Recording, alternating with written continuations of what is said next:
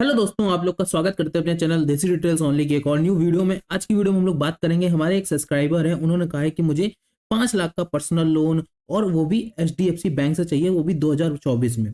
तो क्या मुझे क्या रेट ऑफ इंटरेस्ट पड़ेगा 2024 में? रेट ऑफ इंटरेस्ट पर कुछ गिरावट आई है कि रेट ऑफ इंटरेस्ट बढ़ा है? और मुझे कितनी मेरी मंथली किस्त जाएगी अगर मैं 4 लाख या 5 लाख का लोन लेता हूँ HDFC personal loan, HDFC bank से? ठीक है, पर्सनल लोन लेता हूँ तो क्या मेरी मंथली किस्त जाएगी और मुझे क्या डॉक्यूमेंट्स देने पड़ेंगे, और साथ ही साथ मुझे क्या एलिजिबिलिटी, मतलब कि मैं मेरी एज कितनी होनी चाहिए, और मेरे पास मतलब कि मुझे क्या क्या देना पड़ेगा, और मेरी सैलरी कितनी होनी चाहिए, ये सारी चीजें आप मुझे बता दीजिए एक वीडियो बना करके। तो आज की वीडियो में हम लोग उसी टॉपिक के ऊपर बात करेंगे। और जिन जिन भाई जो लोन लेने के बारे में सोच रहे हैं, वो भी पर्सनल लोन, तो वो इस वीडियो को ध्यान से देखें। एचडीएफसी बैंक से अगर आप लेना चाहते हैं तो अगर आप ये वीडियो लास्ट तक देख लेते हैं तो आपको सारी चीजें क्लियर हो जाएंगी, और ना क्लियर हो तो आप कमेंट कर दीजिएगा, हम लोग उसके ऊपर डेडिकेटेड वीडियो बना देंगे। तो चलिए शुरू करते हैं। तो वीडियो में आगे बढ़ने से पहले अगर आपने हमारे भाई के चैनल अपने देसी डिटेल्स ओनली को सब्सक्राइब नहीं किया है तो प्लीज यार सब्सक्राइब कर लीजिए। 2024 में अगर आप लोन लेने जा रहे हैं एचडीएफसी बैंक से तो ये वीडियो आपके लिए बहुत ज्यादा रिलेट करेगी आप सभी से। ठीक है, तो आइए हम लोग बात करते हैं। यहाँ पे अगर आप देखते हैं कि हम आ गए हैं एचडीएफसी बैंक की ऑफिशियल साइट पर, और यहाँ पे रेट ऑफ इंटरेस्ट क्या चल रहा है वो आप देख सकते हैं। देख सकते हैं सैलराइड के लिए हम लोग यहाँ पे बात करेंगे आज के दिन। तो सैलराइड के लिए रेट ऑफ इंटरेस्ट चल रहा है 10.50% से लेकर के 24% तक का रेट ऑफ इंटरेस्ट चल रहा है एज पर आपके सिविल स्कोर पर। अगर आपको सिविल स्कोर अपना नहीं पता है तो लिंक मैंने डिस्क्रिप्शन में दे दिया, वहां से जाकर के पहले सिविल स्कोर जरूर से चेक कर लीजिएगा, अदरवाइज आपको बहुत सारे दिक्कत आएंगे। क्योंकि विदाउट सिविल स्कोर जाओगे, फिर जब आप लोन लेने जाओगे तो आपको बहुत सारे पता नहीं रेट ऑफ इंटरेस्ट आपने ऐसे रैंडम कुछ भी डाल दोगे तो फिर दिक्कत आपको बाद में होगी। ठीक है, तो उससे पहले आप अपना सिविल स्कोर जरूर से चेक कर लीजिएगा। ओके, फिर आपको क्या प्रोसेसिंग फीस देनी पड़ेगी? तो प्रोसेसिंग फीस आपकी लगेगी अप टू 5,000, मतलब कि आपकी 5,000 रुपए प्रोसेसिंग फीस लगेगी। ठीक है, और स्टैंप ड्यूटी और अदर स्टैंडर्डी चार्जेस आपके क्या लगेंगे? तो as per application law of the state, आप जिस भी स्टेट में रहते हैं उसके कानून के ऊपर डिपेंड करता है कि उस स्टेट में क्या कानून चल रहा है, और उसके ऊपर डिपेंड करता है कि आपको क्या स्टैंप ड्यूटी और अदर चार्जेस क्या लगेंगे। ठीक है, डिले इंस्टॉलमेंट पेमेंट आपको चार्जेस कितने देने पड़ेंगे? 18% पर एनम के साथ plus applicable government taxes on overdue instalment amount. ठीक है, तो ये आपको देना पड़ेगा 18% ऑफ द पर एनम के साथ। ठीक है, अगर आप डिले इंस्टॉलमेंट पेमेंट चार्ज कर देना पड़ेगा, तो अगर आप कभी भी लेट करते हो पेमेंट को तो भाई कोशिश मत करो कि लेट ना हो। ठीक है, अब हम लोग यहाँ पे बात कर लेते हैं पहले अपने ईएमआई कैलकुलेटर पर चल के मंथली किस्त हम लोग जान लेते हैं कि हम लोग की मंथली किस्त कितनी लगेगी। ठीक है, तो इस ईएमआई कैलकुलेटर की लिंक मैं आपको डिस्क्रिप्शन में दे दूंगा, जिससे आप लोग साथ ही साथ आप साथ में साथ मतलब कि जैसे जैसे मैं अपना फिलअप करता जा रहा हूँ कि कितना मुझे लोन लेना पड़ेगा, आपको जितना लेना है वो आप फिलअप करते जाइएगा, जिससे आपको बहुत सारे बेनिफिट्स होंगे कि आप अपना लोन की ईएमआई निकालना जान जाओगे, और साथ ही साथ ये जान जाओगे कि एक ईएमआई की कैलकुलेशन कैसे की जाती है। ओके,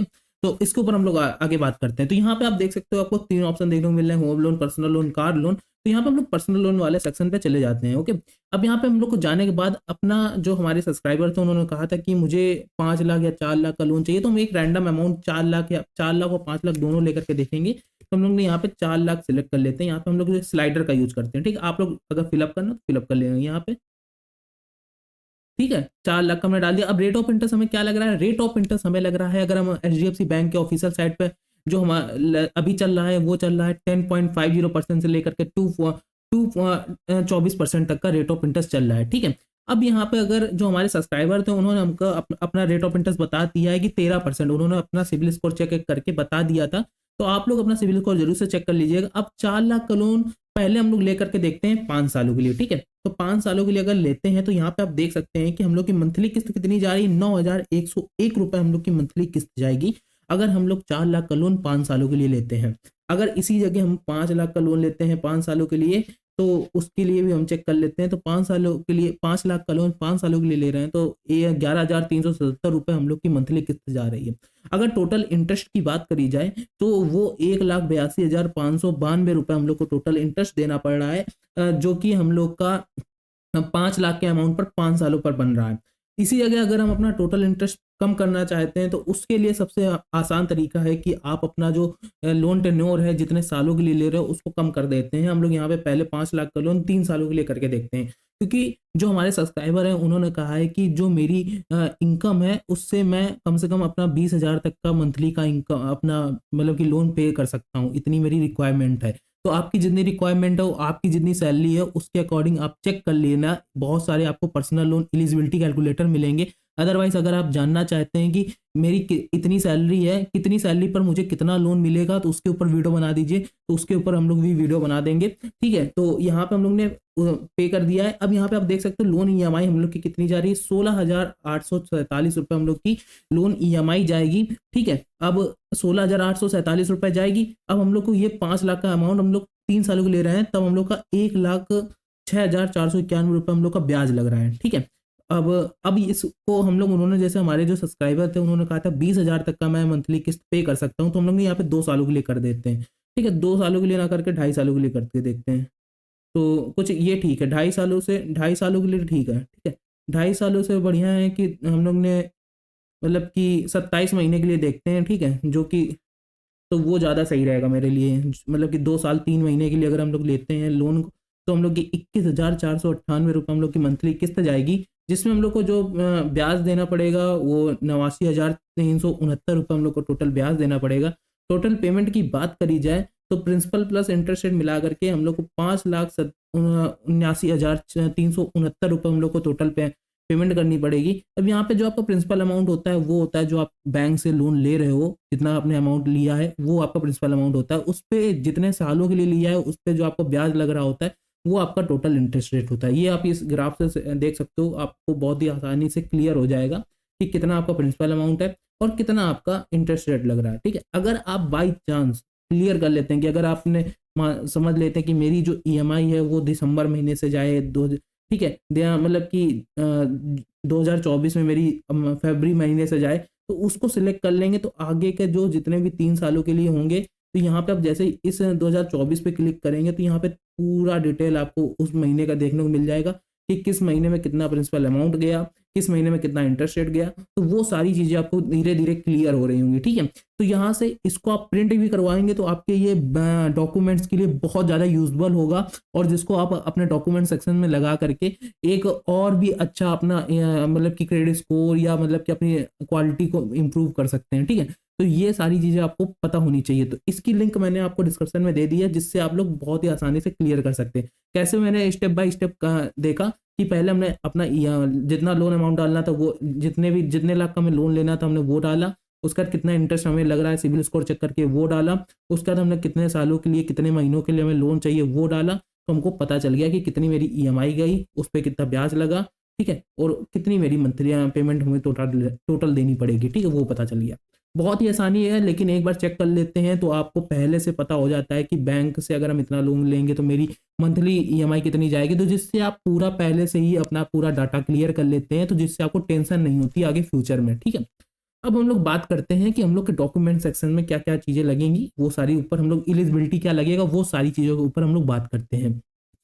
तो यहाँ पे हम लोग एलिजिबिलिटी वाले सेक्शन पे पहले चलते हैं कि हम लोग की एलिजिबिलिटी क्या होनी चाहिए जिससे हम लोग को ये लोग लोन प्रोवाइड करेंगे। ठीक है, तो कैटेगरी तो employment of the private limited companies employ और पब्लिक सेक्टर अंडरटेकिंग। अगर आप समझ सकते हो कि अगर आप किसी भी कंपनी में काम करते हैं, वो चाहे प्राइवेट लिमिटेड कंपनी हो, एम्प्लॉयमेंट और पब्लिक सेक्टर अंडरटेकिंग कंपनी हो, इंक्लूडेड सेक्टर सेंट्रल की कंपनी हो, स्टेट एंड लोकल बॉडीज, मतलब कि कोई भी कंपनी हो जिस पे आप काम करते होंगे आपको लोन प्रोवाइड किया जाएगा। इंडिविजुअल बिटवीन 21, हाँ आपकी एज जो होनी चाहिए वो 21 से 60 के बीच में होनी चाहिए, अदरवाइज एचडीएफसी बैंक जो है वो आपको लोन प्रोवाइड नहीं करेगा। अब यहाँ पे दूसरा क्या, तीसरा थर्ड पॉइंट क्या है, वो है मतलब कि आपको कम से कम 2 साल कंप्लीट हो गए हों एक जॉब को करते करते, और मिनिमम मतलब कि आप जिस कंपनी में करंट पे जॉब कर रहे हैं वहाँ पे आपको 1 साल का टाइम पीरियड हो गया हो कि 1 साल पे आप करंट जगह पे काम कर रहे हो और आपको 2 साल का एक्सपीरियंस हो हर एक जॉब सेक्टर का। ठीक है,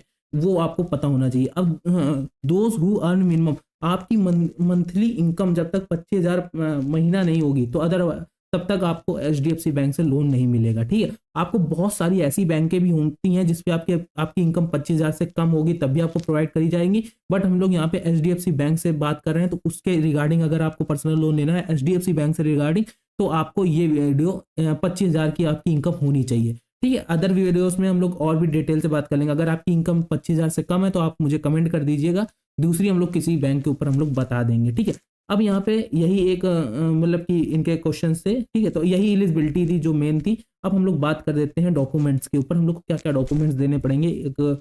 ठीक है, तो डॉक्यूमेंट्स रिक्वायरमेंट बहुत ही, अब आज के समय पे जब से ऑनलाइन इंडस्ट्री आई है तब से बहुत ही आसान होता चला जा रहा है। डॉक्यूमेंट्स रिक्वायरमेंट देखो, आपको एक आइडेंटिटी प्रूफ देना पड़ेगा, या तो एड्रेस प्रूफ दे सकते हैं, या तो कॉपी पासपोर्ट, वो वोटर आईडी और ड्राइविंग लाइसेंस, आधार कार्ड। आपको एक आइडेंटिटी प्रूफ के लिए आपको कुछ भी, मतलब कि आप वोटर आईडी दिखा सकते हो, ड्राइविंग लाइसेंस दिखा सकते हो, आधार कार्ड दिखा सकते हो, तो ये आप दिखा सकते हो। और बैंक स्टेटमेंट प्रीवियस 3 मंथ का आपको देना पड़ेगा, या पासबुक प्रीवियस 6 मंथ का आपको, ये आपको शो करना पड़ेगा। ठीक है, 2 लेटेस्ट सैलरी स्लिप भी आपको देनी पड़ेगी। करंट डेटेड सैलरी सर्टिफिकेट भी आपको with in the last form 60 के अकॉर्डिंग आपको ये भी भरना पड़ेगा। दोनों में से कोई भी दे सकते हो, 2 लेटेस्ट सैलरी स्लिप दे सकते हो, या current dated salary certificate with the latest form 60 के अकॉर्डिंग, वो आपको इन दोनों में से कोई भी एक चीज आपको देनी पड़ेगी। तो आप 2 लेटेस्ट सैलरी स्लिप दे दोगे, ये ज्यादा आसान होगा आपके लिए। ठीक है, तो आप लोग देख लीजिएगा जो आपको प्रिफरेबल लगे। अदरवाइज और भी अपडेटेड न्यूज चाहिए होंगी तो आपके आसपास जो भी एचडीएफसी बैंक हो वहां पे जाकर के आप लोग एक बार पता कर लीजिएगा, तो और भी आपको अपडेटेड न्यूज वहां से मिल जाएंगी।